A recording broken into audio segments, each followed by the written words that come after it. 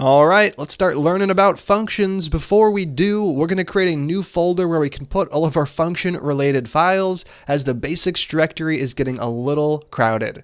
I'm actually going to switch the folder that I have open in the Visual Studio Code editor. I'm going to open from the desktop my JS Bootcamp folder directly. Then, alongside of basics, I'm going to make a new directory, and I'm going to call this one functions.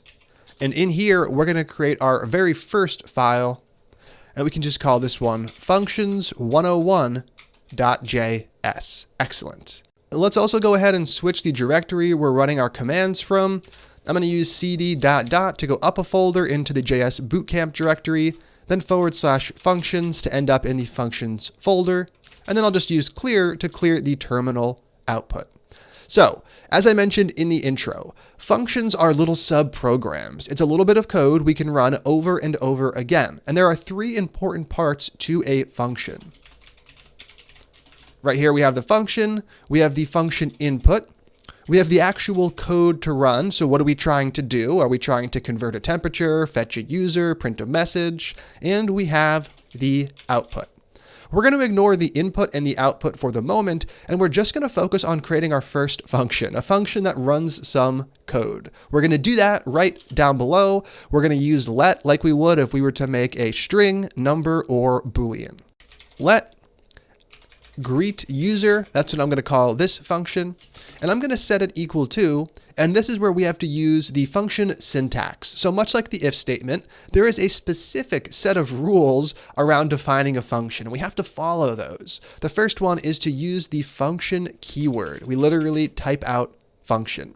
The next is to open and close a set of parentheses. We're going to talk about what goes in here later. For now, though, it's perfectly fine to leave it empty. And then we are going to open and close a set of curly braces and hit enter. And there we have it, our very first function. Does it do anything? No, but it is indeed valid. So much like our if statements have a code block where we can put the code we want to run, like for example, right inside of here, our functions also have a code block that creates its own scope right here. Anything we want to do when the function executes goes right inside of here. For the moment, we're just going to go ahead and use log to print a message. Later on, we'll figure out how to convert a temperature, combine variables, call other functions, or do whatever else we need to do. In here, what are we going to do? We are just going to print a little message to the screen. Welcome, user. Excellent. Now that our function actually does something, we can't run the file just yet. Well, we could run the file, but the function's never going to execute. At this point, we've defined a function. Defining a function would be like defining a JavaScript file. Yes, it exists, but you haven't actually done anything with it. If we want this code to run, when we execute this file, we have to call it. So if I were to execute the script, node functions101.js, what do I get? I don't get an error, I just get nothing. The program didn't run. If I do want to run this little subprogram, I have to call the function. Right here, I execute it by referencing it by name, so greet user. This alone isn't enough. I have to use the function call syntax, which is an opening and closing parenthesis after the name. Now, we'll talk about what goes inside of here a bit later too. For now, it's perfectly fine to leave it empty.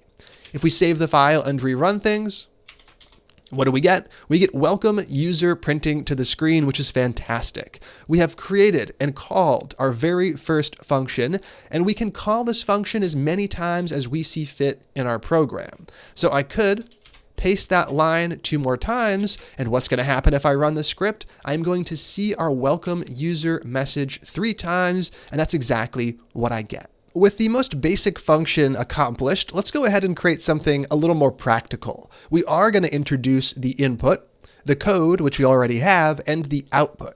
For this one, let's say we want to square a number. So what do we take into the function? We take in the number we want to square. What does the code do? The code squares the number. What's the output? The output would be the squared number. So if I passed in 3, the code would multiply 3 times 3, and the output would be 9.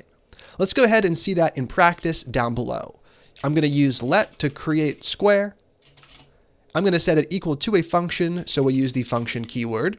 We open and close our parentheses, and we open and close our code block using curly braces. Down below, we can also go ahead and call this before filling it out, square, and I'm going to pass in a number. Now, how do we pass a number into a function? Well, we do this by providing what's known as an argument. So the input, in terms of how the vocab works for JavaScript, it's actually known as an argument or arguments plural. So if you read a blog post on a function, you're not going to see input thrown around. You're going to see argument. So if we want to pass an argument into square, the value to square, how do we do that? Well, we provide it right here between the parentheses. So if I wanted to provide a number, I could literally just put a number right here. I could say 3, for example, or I could reference a variable that stores the number. So I could have a variable up above, let num equal 3, and then I could reference that variable instead of just putting 3 right in there. Both of those have the exact same effect, and for simplicity's sake, I'm just going to stick with passing in 3 right there. Let's go ahead and delete this line completely, and we're back to where we started. So at this point, we are passing in a single argument to square. We're passing in the number 3.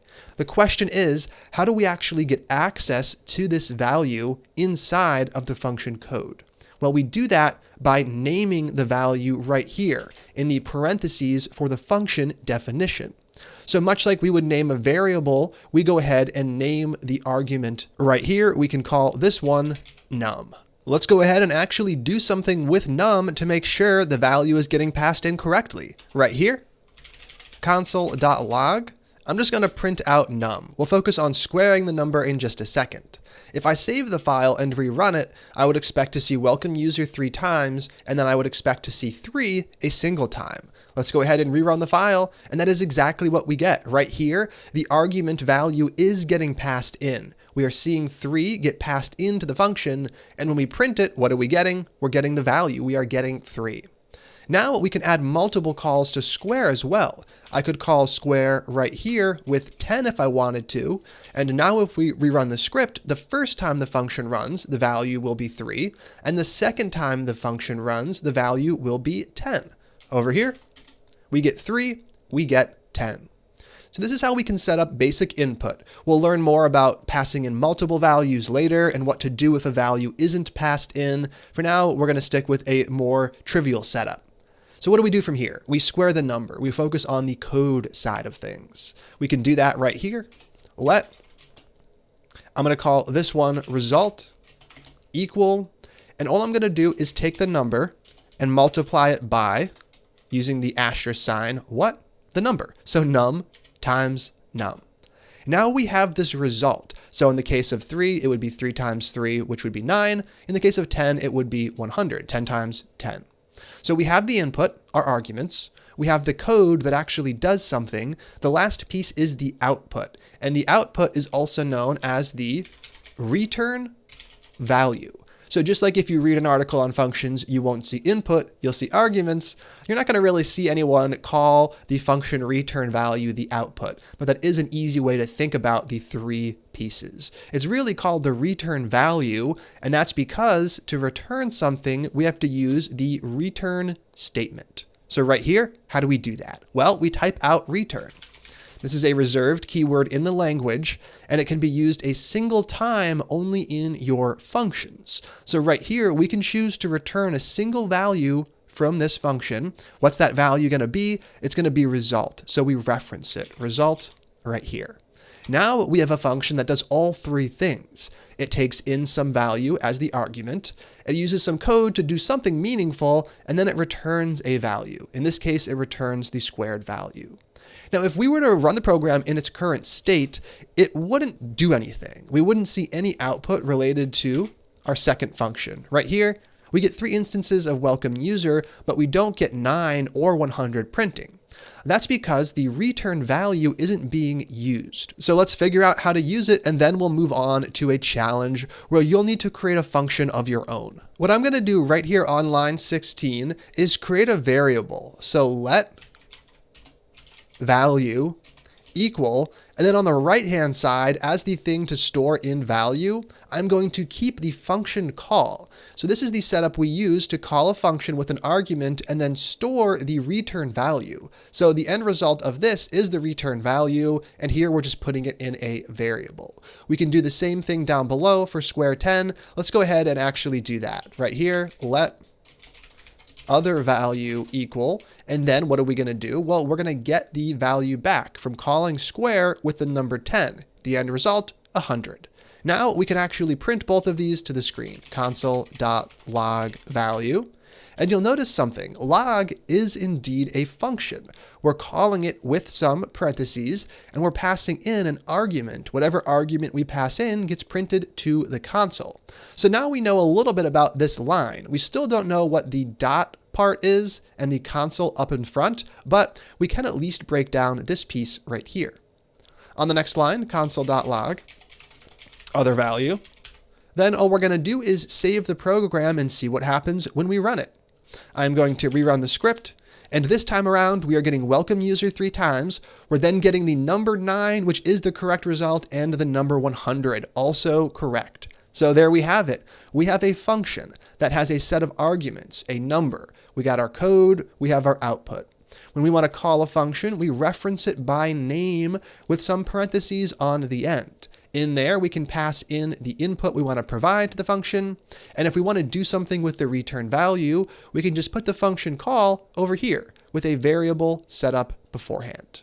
Now that we've seen all of this in practice, I want you to create a function on your own as the challenge for this video. So down below, a little challenge area is indeed appropriate. For this challenge, you're going to be creating a function called convert Fahrenheit to Celsius. And as the name suggests, this function is going to take in as the argument the temperature in Fahrenheit. It's then going to run the conversion algorithm, and it's going to return the temperature in Celsius. So after you create the function, you're going to call it.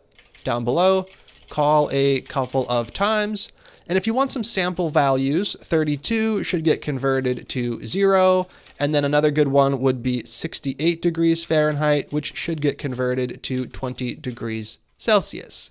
Then the last thing you're going to do is print the converted values. So this is very similar to what we just did above. We defined our function. We then called the function a couple of times, and then we did something with the return value. That's exactly what you're going to be doing down below. Define the function, call it, do something with the returned value. If you forget how to convert the temperature, don't worry. You can just use the temp conversion project that you created before. You have the algorithm sitting right up top. If you don't have that file anymore, you can always download it. It's available in the lecture zip for every single lecture. All right, take some time to knock this one out and then go ahead and test your work. When you run the program, you should see 0 and 20 at the bottom, assuming you're using the same 2 input values I set up right here. Pause the video, and when you're done, click play. How'd that go? Hopefully you were able to get that done without too much trouble. I'm going to kick things off by defining the function up above. I already have the variable name typed out, so I'm just going to remove the 2 slashes and toss let up front. I'm then going to set this equal to a new function. Got my function keyword, my arguments list, and the code to run. Now there is going to be a single argument for this one. The name you picked isn't particularly important as long as it's meaningful. So maybe you went with temp. I'm going to go ahead and go with Fahrenheit. Next up, we need to actually do the conversion process. I have to get the value in Celsius. We already have that code sitting right over here, so I can actually just take that algorithm, copy it, and paste it right in here. Now, it's important to remember, this algorithm references some variables like Fahrenheit, but that's okay, because we have Fahrenheit defined up above. So we actually don't need to change anything about this line. What's the next thing we want this function to do? We want it to return the converted value. So down below, we can wrap up our function by using return. What are we trying to return? We're trying to return the temperature in Celsius. Now we can move on to the second stage, which is to actually call this a couple of times. So right here, let temp1 equal And we can go ahead and use our function convert, and you can see that the auto completion is actually picking up on the function that we created. And right here, we can just click that to auto complete it, and then we can pass in the value. I'm going to pass in 32 degrees for the first one. Let's go ahead and duplicate this line. I'm going to go ahead and highlight the whole thing, copy it, and paste it down below. And now what we're going to do is define temp2 for the second call, and we'll change the value. Let's go ahead and change it over to the other sample data I gave you. That was 68. The last thing to do is to print those two values. So console.log temp1, and down below that, console.log passing in temp2. With this in place, we can remove those comments and we can go ahead and test our work. Let's cross our fingers and hope everything works as expected. Right here, I'm going to rerun the script, and the only two values we care about are the last two values, the logs that come from the challenge. Right here, we're getting 0 for the first one, which is correct, and 20 for the second one, also looking good. So there we have it. This was a quick rundown on the basics of functions.